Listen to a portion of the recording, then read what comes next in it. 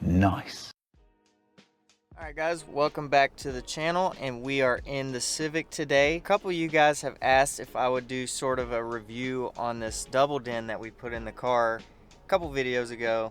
We relocated the AC down here, put this double den in, and I just kind of wanted to go over it a little bit and tell you guys what I think about it, because I think it's pretty important to show you some of the things that I don't like about it and also tell you about the things that I do like about it. Before we do that though, just kind of wanted to give you guys an update on the vent situation. Still nothing going on there.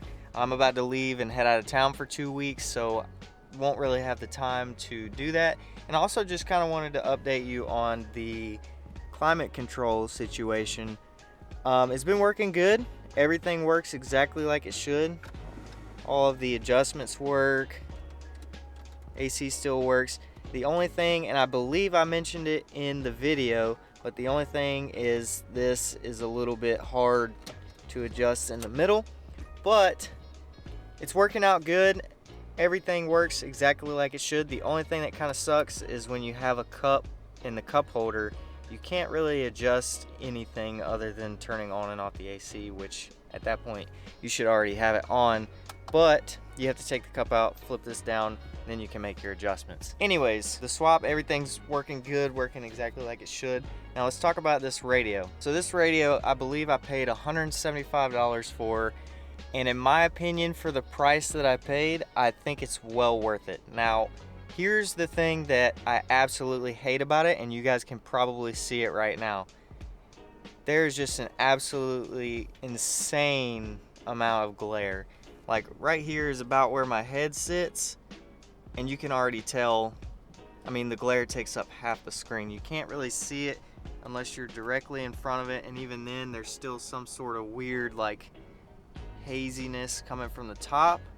And it's not that bad right now because I'm in my carport under the shade, but when you're in direct sunlight midday, you can't even see the screen. You can maybe see from like here up, and that's it.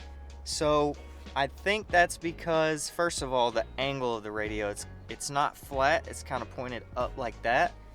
And also, I believe it's because the screen is super glossy. It's a lot different than the other double dens that I have, like in my Subaru or in my truck. Those screens kind of have like a satin or a matte finish to them, so you can see a lot better in broad daylight.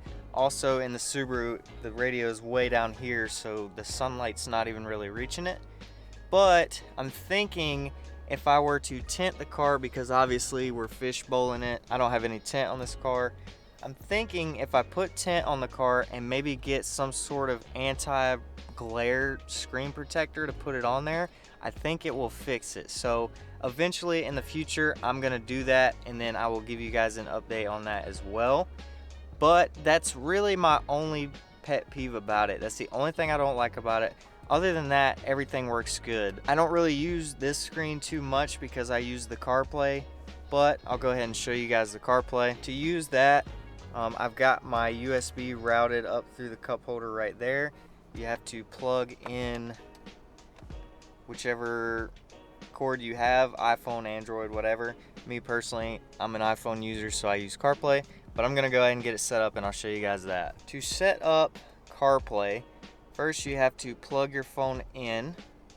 Now this is another thing that I don't really like about it. It doesn't automatically connect to CarPlay. Now, I might be missing a setting to make it do that, but for me it doesn't automatically connect. So I have to go over here to the apps, scroll over 2 pages, hit this Z-Link app, and then it will connect to my CarPlay, connect to my phone, and then everything should work.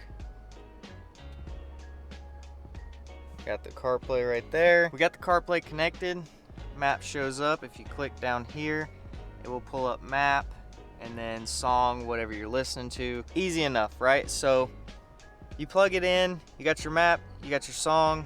Obviously, if you're driving, I can't see any of that. And I can see it now, sort of, because we're in the shade undercover, but you just can't see it in broad daylight. So you can click here, do your navigation, whatever, go back, go down here. You've got your Spotify showing you whatever song you want to play, blah, blah, blah. And that's really all I use CarPlay for. I use the GPS and I use Spotify, and that's pretty much it. I don't use it for anything else. And it almost seems like kind of a waste to have a double din if that's all I'm doing is GPS and music, but that's all I need it for. I know this system specifically, or this double din specifically, can do a lot of things like YouTube, Wi-Fi, hotspot, Netflix, all kinds of stuff. So if you're into that kind of thing, you can do it, but for me personally, this is all I use. I don't want to get too long-winded into this because obviously half of this video has been me replacing the battery in this car, and I just kind of threw it in there just because a little bit of filler. But as I mentioned before, some of you guys asked for a review on the radio, and that's really what I think about it. I think there's too much glare. I think, you know, when you're driving in the daytime, you can't even see the screen. It really sucks. I mean, look at that. Look at how much glare is there. It looks a little bit worse on camera than it does in person, but yeah, that's my opinion on this radio.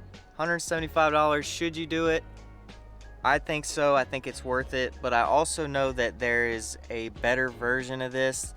So this specific radio has 3 models. It has a cheap, mid-range, and then an expensive one. I know they have an expensive one. It may be better than this one, but I believe that one's around $250.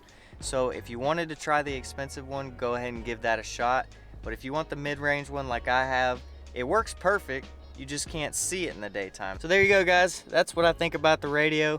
Overall, if I had to give it a rating, I'd say it's a 6 out of 10. I'd say it's a 6 out of 10 because it works good. Everything I need it to do, it does. I just think it's a real bummer that you can't see the screen. But as I mentioned before, I think once I get a anti-glare screen protector and tint the windows on this car, it'll be perfectly fine. If you've been on the fence about doing this, you saw my other video on doing this whole install, and you kind of wanted some more information, hopefully this answers some questions for you. So hopefully you guys enjoyed this video. If you haven't already, go ahead and check out the playlist for the Civic build. I've also got a playlist for the Subaru build. I know I haven't been uploading much on that, but we're gonna be diving into that video soon because the car is kind of in pieces right now. So there's a little hint of what we've been working on. But again, check out the playlist if you haven't already, and I'll see you guys in the next video.